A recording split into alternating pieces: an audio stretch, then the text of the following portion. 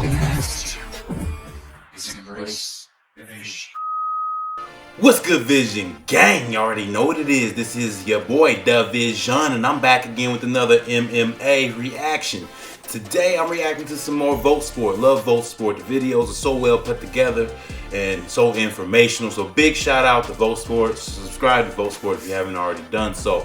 We about to be reacting to the most complete fighter in UFC, Charles Oliveira, a fighting style breakdown. Yes, I know you guys, I've already reacted to Charles Oliveira, but I liked him so much, I thought, what better way to celebrate somebody I actually liked and react to him a couple more times, you know? This is going to be a fighting style breakdown. VoteSport does such a good job. I'm like, man, I can do other videos from fighters I've seen in the past, but with VoteSport, with different creators, because I think they're going to give me a different perspective, new information I didn't get from the last video, and I'm trying to get the most well-rounded information about some of the best fighters in the UFC, because that's just how I am as a person. I've been chatting a whole lot though. I know y'all want to see what's to this video, so let's go ahead and get this thing going, y'all. A railgun of a right hand. Man, he got a nice right, Calibrated left hook, along with jiu-jitsu and a submission. So Charles is definitely one of my favorites. Gotta keep reacting to Charles whenever I see some good creators doing videos on him. Deck of strangles. Man, he'll rip your head off, rip your limbs off. It's crazy. Unwilling to succumb to the hype, he captured the UFC lightweight title through hard work and determination. The tenacious Brazilian had his share of losses, but kept coming back rocky like start. That's what made me like him a lot. That rocky start. Charles started off in the UFC, not really streaking at all. The hardship that he overcame is part of the reason I like him a lot. He had a lot of hardship growing up in Brazil as well, and that also made me like him. But that career, overcoming the bad start to his UFC career, is just crazy, and you got to respect that. You must. It's a must for me. And many moons later, having decorated his trophy wall with elite scalps, the kid from the favelas ascended to the throne of mixed martial arts. Today we examine the fighting arsenal of a natural-born cage hunter, Charles Oliveira. This is gonna hurt.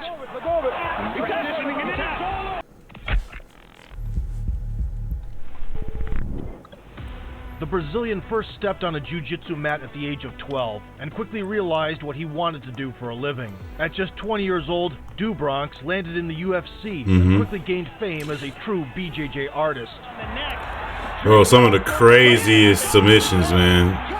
Standing guillotines. However, and shit. Due to a horrendous weight cut to 145 pounds, Charles would often run out of steam and even lose in his own domain. Excellent guillotine, both legs. Hit it all over! Body shots were especially debilitating for Oliveira. Took to the body. Cowboy trying to finish the fight. Hit it all over! And what gave the lean and lanky Brazilian the most trouble was multi-level attacks. Body there by Cub. Good left hook to body. Very good shot.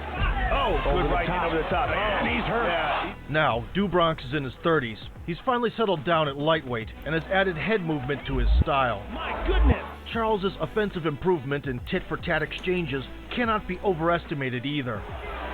Ooh. He giving Poirier some problems. When things get ugly, he still eats hefty bombs, but the confrontations do not end there. The chin doesn't freeze anymore, stamina does not betray, and it is Oliveira. So he really turned his shit around by like changing up his fight style, adding shit to his game that he didn't already have. Right cross, left hook. Let's see it. Let's see Unafraid it. of being taken down, Charles adopted his way of striking from Thai boxing. It explains his active use of the lead leg, as well as the upright short stance. Another feature of this style is a high guard and combinations from both hands. For Charles Oliveira. Nasty right hand. Yeah, he got dude on his heels running. Being back foot heavy, the Brazilian rarely throws a jab, although it can be really sharp. With this approach, the front kick mostly replaces the jab and is always used creatively. Okay. So with him being back foot heavy, he can easily do the front kick. Oliveira has showcased his Okay, that makes upgrading sense. punching power. Ooh. So he don't need a jab if he can do that front kick and then connect with that right. That's straight. Powerful straight. But the biggest menace is the hammer of a straight right. Pow! Yep, exactly. Work on the leg kick, landing the right hand. Oh, you see me just working on that alone. Power from Charles Oliveira. Meanwhile, by adding a left hook to his arsenal, Dubronx took the striking to a completely new level. For a moment was Charles Oliveira. The hooking motion also serves as an entry to the clinch, and to set up the right on the exit. Oh, Lee lands with a right hand here. From the very start of the clash between Michael Chandler and Oliveira, the American began to burn the gas tank. A lot of things to discourage him from coming forward into him. After connecting with a left, he jumped for the guillotine. Man. He tried a risky slam. Oh. But even a knockdown couldn't crush Charles. In the second round, they fired right hands simultaneously. Both missed, but only Dubronx came out of the shootout with a signature left. Yeah, that left hook got him. Exhausted Chandler failed to Boom. strike back from the perfectly placed hook. An intense drum beat to the head ended the extravaganza of a title bout.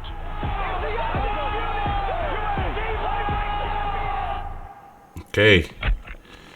See, I like this. I like this video. It's a lot different. It's not a documentary about his life. This is actually like his technical changes that made him go from being just a jiu-jitsu specialist to being able to stand up and strike and become a real UFC force. I like that. Limbs is not his main priority. Headhunting is more enticing, so Charles never misses an opportunity to fly into the air with a stunning blow.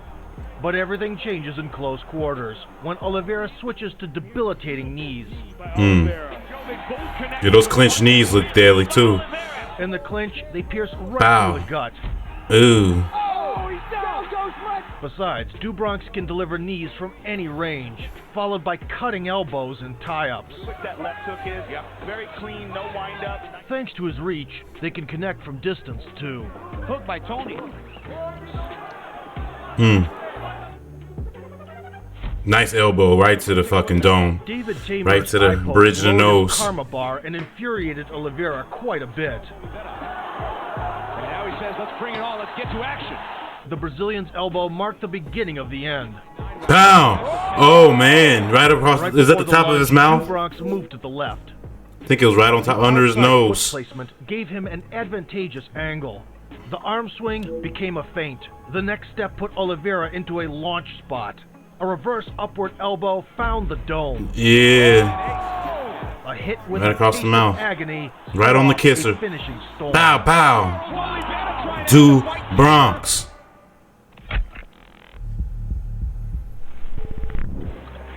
Unlike most jiu-jitsu practitioners, Charles is an extremely proficient wrestler. His grappling becomes an order of magnitude more dangerous for the simple reason that Oliveira can ground opponents right into a favorable position. Let alone, he is effective with a whizzer kick. But it is the reactive takedown that became the hallmark of Dubronx. Forcing his adversary to answer to unrelenting pressure, the Brazilian unexpectedly ducks under the punches. Then he knocks over the off-balanced foe.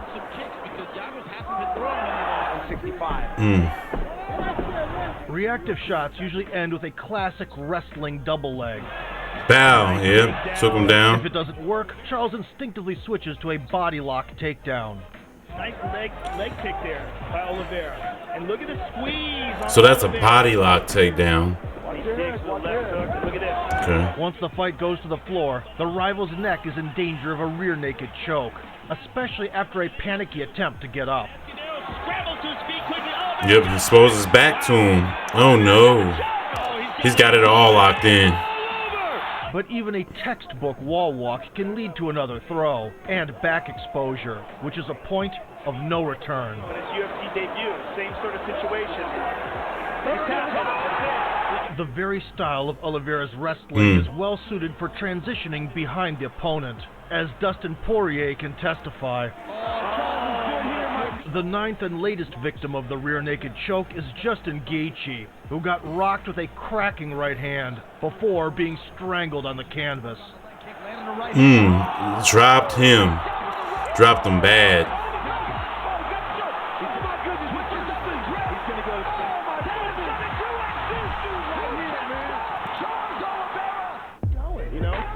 In 2010, Dubronx lost to Jim Miller by submission. Jim's got a leg kick. It's all over. As 8 years had gone by, they faced off again, so Charles was determined to get revenge. Noticing the start of the opponent's attack, Oliveira anticipated a low kick and lifted the shin for a check. The Brazilian counteroffensive started with a grip around the torso. Nice. Got him back. Rearing up, It's he gonna unbalanced the American. about to slam the shit out of him. Look like, yeah. Moments later, Jim gave up the back. The choke didn't take long. Miller's face turned purple like a belt, indicating surrender to the BJJ ace. Unbelievable. You're not a survival expert, and I am. And the reason I'm in this dirty tub full of water right now is to show you how this little...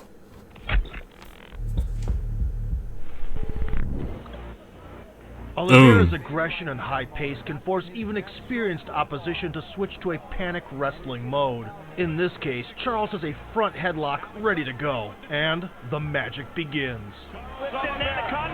Dubronx has the entire range of strangles in the arsenal, including a decapitating guillotine. A neck-breaking jumping variation is also on his resume. That jumping guillotine, that is nuts. He's gonna like rip your neck off your shoulders. Choke, where one arm slides under the victim's shoulder and the other one secures the lock at the neck. A Darth choke. The anaconda choke has a special place in Oliveira's heart, and David Tamor found it out the hard way. A stunning elbow nice and a elbow. following sequence opened Boom, up the boom, road boom. to a barrage of punches. As soon as Tamor turned to face Charles, the Brazilian inserted the choking arm as if for a guillotine, pulling David So what's the down to difference floor. between this and the Oliveira closed the lock with his bicep. An eloquent finish just took a few seconds. Tamor chose to tap. Oh, okay. Somebody Charles also perfected let me know what the anaconda lock, like what's the true difference? I see he didn't have his legs wrapped around. Is that the only difference between that and the guillotine, or is it some difference between like the way you're locking around the guy's neck to cut off blood flow? his patented Dubronx choke, a The Dubronx modified choke. anaconda. And there's the tap. Charles Oliveira. From the front headlock, Oliveira grabs the head and arm. But instead of rolling, the Brazilian clamps down on the opponent with his legs and starts squeezing the carotid arteries. The suffocating foe is left with two options: give in or go out. Has nothing to do but tap. He's even got leg locks, man. As previously mentioned, He's got a whole Oliveira is a arsenal, ground player. an Oliveira entire is not arsenal, afraid to y'all. give up a position to snatch up a submission. If it doesn't pay dividends, then the adversary ends up in his guard. Dubronx tries an armbar. Scrambles to guard. Elkins is in all kinds of trouble. Oh, he's done. Wow. It's all over, y'all. Or a triangle. Look at this, Oliveira with the triangle choke. That's it. There's the tap. Charles Oliveira. An upkick is always at the ready to stun a standing enemy. However, high-level fighters could stand up from the guard and start unleashing. That's where leg locks come into play. A leg lock. Heel hooks are somewhat despised in BJJ due to their injury potential. Use this to come back up on top. In MMA, though, they will make anyone desperately run away. Oliveira working on a leg lock. When things get heated, a leg entanglement is a great way to initiate a scramble, and perhaps even transfer to the back. Taking the back. Going against Eric Wisely on a 3-fight winless streak, Charles needed a decisive victory. Getting an easy takedown at the start, Stand up straight, legs. Trying to work him around. Drop down for a heel hook. 30 seconds later, Oliveira started fishing for the heel. Showing defensive awareness, Wisely turned around and escaped the immediate threat. But the Brazilian rapidly switched to a compression lock. By pulling the American close, Dubronx performed the first calf slicer in UFC history. Oh, wow. The fading scream drowned in the ecstatic roar of the crowd. Locked in a terrible position there, and he's forced to tap. Calf slicer. That looked horrible. Horrible on the knee.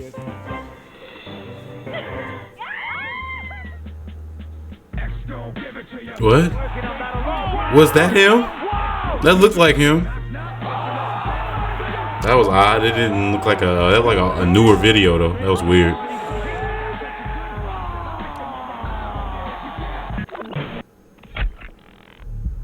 He's a bad motherfucker. That's what the conclusion is. There are a lot of hungry, heavy-handed contenders in the UFC lightweight division. But after Khabib Nurmagomedov's departure, there is only one challenger who can overcome the sorcery of Charles Oliveira's grappling. Yet, Dubronx became the UFC record holder for the most submissions, finishes, and total fight night bonuses for a reason. In the cage, he makes sure the opponent fully realizes the fragility of life when it's in the hands of another person. Oliveira forces the tap. Charles Oliveira, another submission. Oliveira has his flaws, but through perseverance, he has become the deadliest among his peers. A worthy champion and a role model. Jab early. Mm. Got it in deep. It is all over. Agony on the face. That's it. Charles Oliveira closes the rivalry. If you like the video and look forward to another chapter of signature techniques, punch the like button and subscribe to our channel. Trees and all sorts of trouble happening. Alright y'all, that was VoteSport with a great video. The most complete fighter in the UFC, Charles Oliveira, a fighting style breakdown, and that was a dope breakdown. Really broke down the different aspects, the different pieces to Charles's fighting game, and really broke it down, his striking, his submissions, his grappling, like everything. And it was just a beautiful way of kind of explaining to newbies like me how he's getting these W's and why he's one of the best in the UFC. And I love Charles Oliveira. Definitely love the documentary I did, and now just seeing this is just adds a whole nother layer to my respect for Charles. I hope you guys are enjoying these videos. I'm so enjoying making them. If you guys haven't already done so, make sure you guys subscribe to the channel and hit that notification bell to be first to see the videos if you're really enjoying them. And make sure you guys jab that like button, like jab that motherfucker real hard so it jams in there and it just sends this video to the moon, you guys. I really appreciate that. And as always, you guys, be safe, give it your all in whatever you're doing in life, and I'm gonna see y'all next time. It's your boy DaVizion, and I'm out. Peace.